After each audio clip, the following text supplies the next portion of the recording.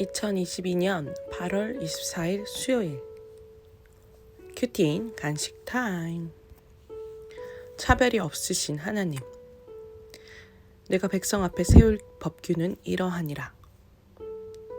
내가 히브리 종을 사면 그는 6해 동안 섬길 것이요 7째 해에는 몸값을 물지 않고 나가 자유인이 될 것이며, 만일 그가 단신으로 왔으면 단신으로 나갈 것이요 장가들었으면 그의 아내도 그와 함께 나가려니와, 만일 상전이 그에게 아내를 주어 그의 아내가 아들이나 딸을 낳았으면 그의 아내와 그의 자식들은 상전에게 속할 것이요 그는 단신으로 나갈 것이로되, 만일 종이 분명히 말하기를 내가 상전과 내 처자를 사랑하니 나가서 자유인이 되지 않겠노라 하면, 상전이 그를 데리고 재판장에게로 갈 것이요 또 그를 문이나 문설주 앞으로 데리고 가서 그것에다가 송곳으로 그의 귀를 뚫을 것이라. 그는 종신토록 그 상전을 섬기리라. 사람이 자기의 딸을 여종으로 팔았으면 그는 남종과 같이 나오지 못할지며, 만일 상전이 그를 기뻐하지 아니하여 상관하지 아니하면 그를 속량하게 할 것이나, 상전이 그 여자를 속인 것이 되었으니 외국인에게는 팔지 못할 것이요, 만일 그를 자기 아들에게 주기로 하였으면 그를 딸같이 대우할 것이요, 만일 상전이 다른 여자에게 장가들지라도 그 여자의 음식과 의복과 동침하는 것은 끊지 말 것이요, 그가 이 3가지를 시행하지 아니하면 여자는 속전을 내지 않고 거저 나가게 할 것이니라. 본문 요약입니다. 하나님이 히브리 종에 관한 규례를 말씀하십니다. 히브리 남종의 상전은 그 종이 자신을 섬긴 지 7년이 되면 그를 놓아주고, 만일 장가들어 가족이 생겼다면 함께 보내주라고 하십니다. 또 히브리 여종을 자기 아들에게 줄 때는 딸같이 대우하고 모든 권리를 보장해주라고 하십니다. 선교사들이 주께서 차별 없이 허락하신 복음을 삶으로 잘 전하여 공평하신 하나님을 증거하게 하옵소서. 본문 해설입니다. 법규에는 이스라엘 백성의 행위를 강제하고 죄악을 견제하거나 형벌하는 기능이 있습니다.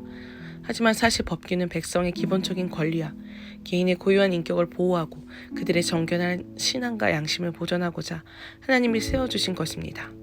이 법규를 주신 하나님은 이스라엘을 압제와 죄악의 땅에서 불러내 약속의 땅 가나안으로 보내셨고 그들을 사랑하셨습니다. 따라서 하나님이 주신 법규는 근본적으로 이스라엘을 향한 하나님의 사랑에 기초합니다.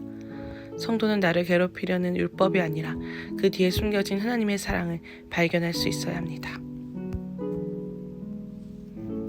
말씀대로 살기를 괴로워합니까? 아니면 그 뒤에 숨은 하나님의 사랑과 보호하심을 느끼며 감사합니까? 하나님이 너희가 히브리 종을 사면 그가 6년 동안은 상전을 섬길 것이지만 7년째에는 값없이 나가 자유할 것이라고 말씀하십니다.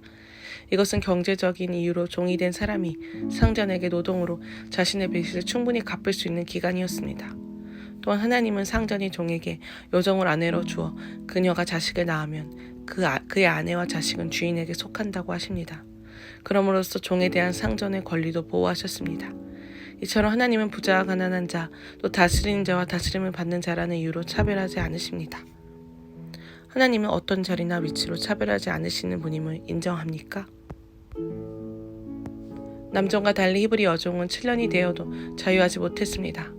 또 주인이 여종을 취했다가 나중에 다른 곳에 장가갈 경우 그녀에게 첩의 권리를 보장해주거나 속전 없이 자유를 주어야 했습니다.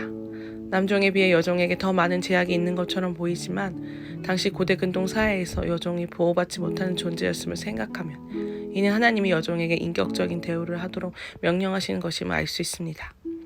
때로는 우리가 이해하지 못하는 말씀의 기준과 적용이 있을 수 있습니다. 하지만 이 모든 것은 오히려 나를 위한 하나님의 보호하심입니다. 이해할 수 없는 말씀과 적용이 나를 보호하시는 하나님의 섭리임을 깨달은 적이 있습니까? 기도하기입니다. 율법이 나를 강제하고 괴롭히며 올가매는 기준이 아니라 하나님의 사랑과 보호하심인 것을 깨닫게 하옵소서. 지위고하를 막론하고 차별 없이 주시는 하나님의 법규인 말씀을 기억하게 하옵소서. 오늘 하루도 제게 허락하신 자리의 경계를 잘 지켜 행할 수 있도록 도와주옵소서. 묵상 간증입니다. 끝까지 인내하며 박영희. 하나님이 모세에게 백성 앞에 설 법규를 구체적으로 알려주십니다. 이처럼 하나님은 저를 이혼과 부도, 큰 아들의 돌연사라는 여러 고난 가운데 말씀으로 수차례 부르셨으나 저는 세상 일이 더 중요하고 내 열심이 말씀보다 앞서기에 그 음성이 들리지 않았습니다.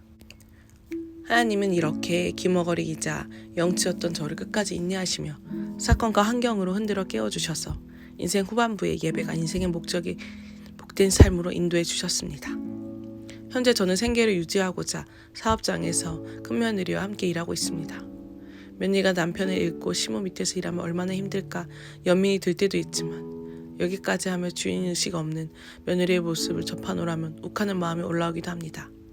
또한 급한 일보다 중요한 일을 권면할 때마다 끔찍도 하지 않는 며느리를 보면서 거듭나기 전 저의 모습을 보는 것 같다 할 말이 없습니다. 저도 새 자녀를 키울 때 자녀들이 원하지도 않는 교육에 묻지도 않고 넘치는 투자를 했기 때문입니다.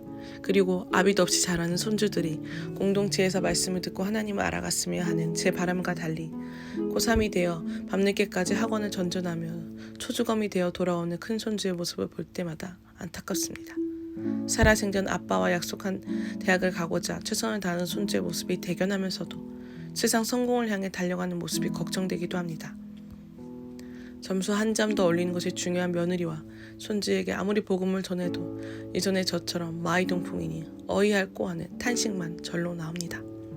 저는 건강했던 큰아들의 돌연사를 겪으며 생명이 하나님의 주권에 속한 것임을 목도했습니다. 그리고 수많은 고난을 통과하며 지나온 것이 악하고 질긴 저를 훈련하시려는 하나님의 방법임을 깨닫게 되었습니다. 그래서 이제는 과부가 된 며느리와 손주들에게 복음을 전하며 그들을 종의 마음과 사랑으로 섬기고 있습니다. 송곳으로 길을 뚫을 것이라는 그는 종신토록 그 상전을 섬기리라는 말씀하신 것처럼 하나님을 목숨 다한 날까지 섬기겠습니다. 하나님이 저를 끝까지 인내하신 것 같이 저도 며느리와 손주들을 끝 기다리며 온몸으로 예배하는 하루를 살아내겠습니다. 적용하기입니다. 공부에 여념 없는 손자를 격려하며 좋아하는 스파게티를 만들어주고 기도하겠습니다.